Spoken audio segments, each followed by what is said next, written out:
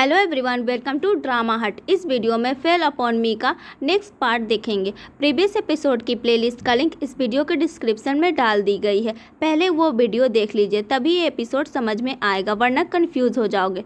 Channel पे ऐसे ही video आएंगे तो चैनल को सब्सक्राइब जरूर कर लेना। एपिसोड के स्टार्टिंग में सब लोग मॉक टेस्ट दे रहे होते हैं, बट क्लास प्रेसिडेंट ने अपना पेपर आधा घंटा पहले ही सबमिट किया और क्लासरूम से जल्दी निकल गया। जिनजिन और लिंक एग्ज़ाम ख़त्म करके जा रहे होते हैं। जिनजिन बोलती है, क्लास प्रेसिडेंट बहुत अजीब बिहेव कर रहा है, वो हमेशा बिजी रहता है और इवनिंग सेल्फ स्टडी पर भी नहीं आता। तो लिंक कहता है, तुम्हें उसकी चिंता करने की ज़रूरत नहीं है, तुम खुद की करो। फिर एग्ज़ाम रिज़ल्ट आता है, सब लोग देखने लग जाते हैं। चुसाव ने बहुत अच्छा प्रोग्रेस किया हुआ था, सब हैरान हो जाते हैं। जिनजिन ने लिंक को कॉन्ग्रेचुलेशन बोला क्योंकि इस मॉक टेस्ट में वो अच्छे नंबर लेकर आया था, बट जिनजिन अच्छा नहीं कर पाती है और फिर बोलती है, देखो इस बार चुसाव ने 18th प्लेस पार कर दिया, बट हमारा क्लास का प्रेसिडेंट तो नीचे गिर गया, 57th प्लेस आया। लिंक बोलता है, शायद उसे कुछ प्रेशर होगा। इधर 2024 में और लिंक कॉन्ट्रैक्ट खोने के बाद वो कंटिन्यूसली एक नॉवल लिख रहा होता है। फिर एक दिन वह एक अनफेमिलियर रूम में जगा जिसमें क्लॉक मॉडल भी रखा था।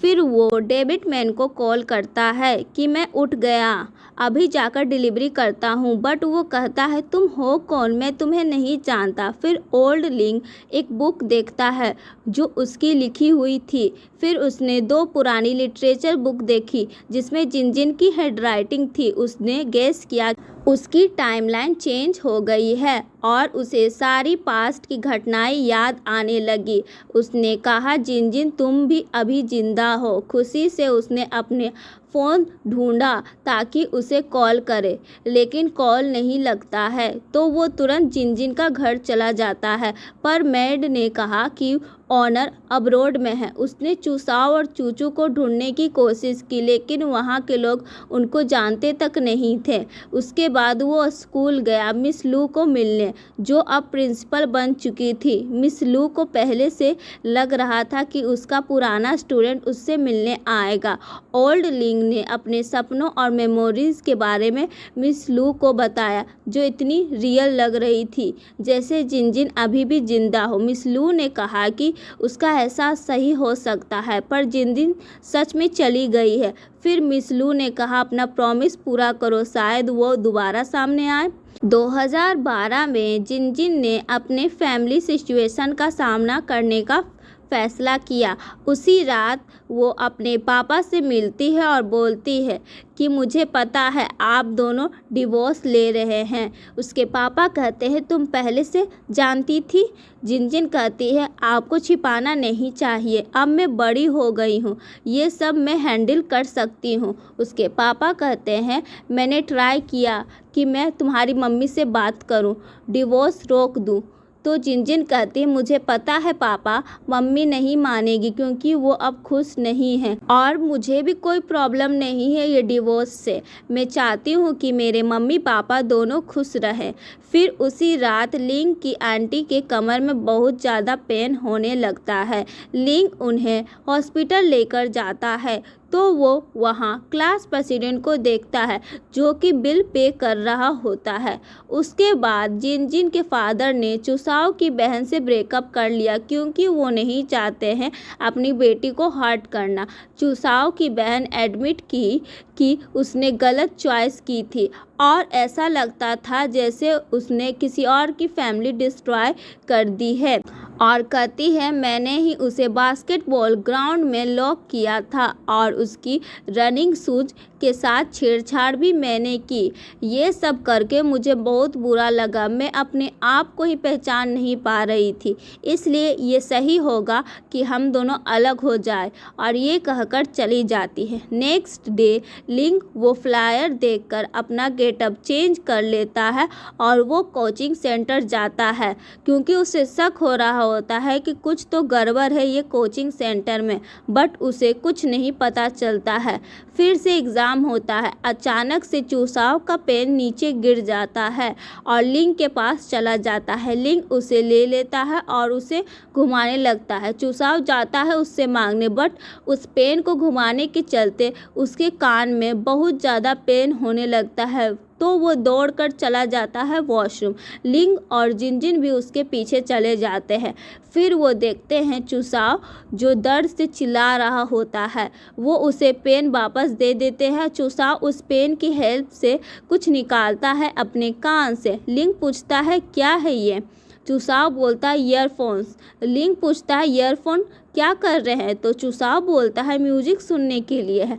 लिंग बोलता है अच्छा, सच में मैं जानता हूँ तुम इसे आंसर सुनते हो, बताओ कहाँ से आया ये? अगर नहीं बताओगे तो मैं जा रहा हूँ टीचर को बोलने। चूसाव उसे बताता है कि कोचिंग सेंटर के बारे में, और ये भी बताता है कि बहुत ज़्यादा फैल चुका है, मतलब कि पूरी सिटी में ही फैल चुका है। जिनजिन उससे और सवाल पूछना चाहती थी, बट लिंग उसे जाने को बोलता है और कहता है ये सब में हम लोगों को नहीं पढ़ना चाहिए। जिनजिन बोलती है बट हमें कुछ करना चाहिए, ये तो गलत है ना? लिंग बोलता है कॉलेज एंट्रेंस एग्ज़ाम पे ध्यान दो, हम लोगों को ये सब में नहीं घुसना चाहिए, ये पुलिस का मैटर है।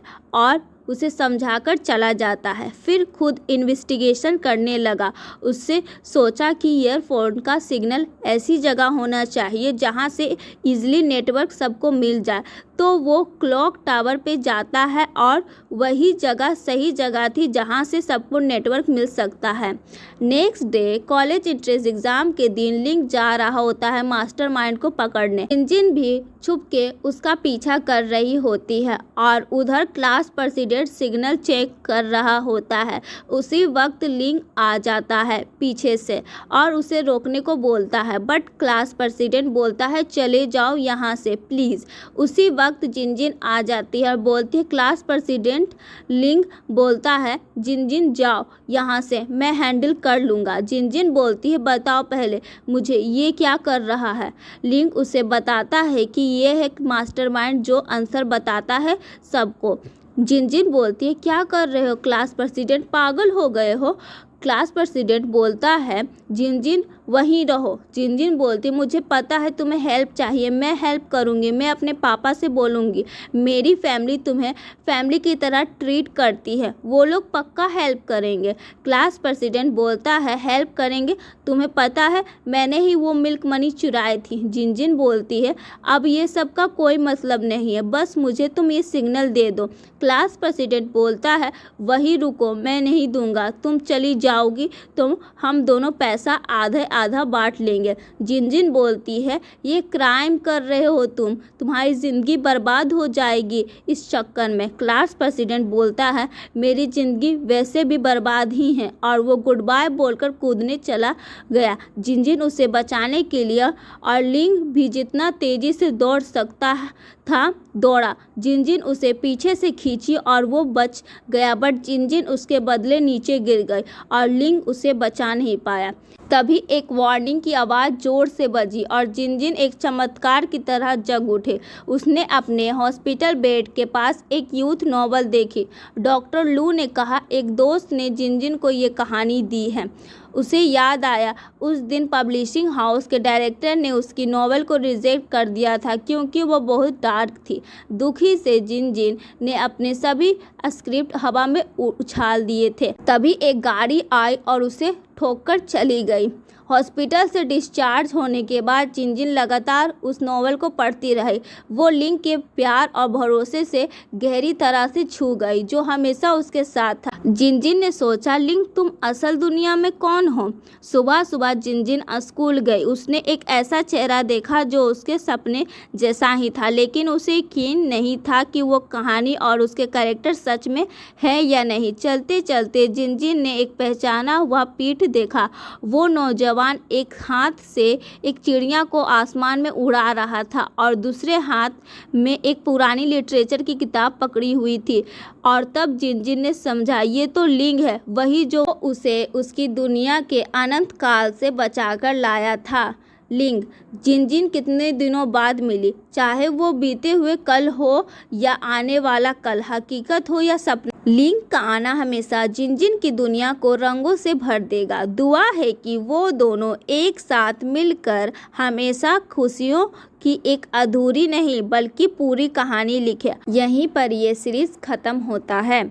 अगला एक और ब्यूटीफुल सीरीज हमारे चैनल पर आप देखने वाले हो, वो कौन सा है जानने के लिए अभी तुरंत चैनल को सब्सक्राइब करो और बेल आइकन दबाना मत भूलना।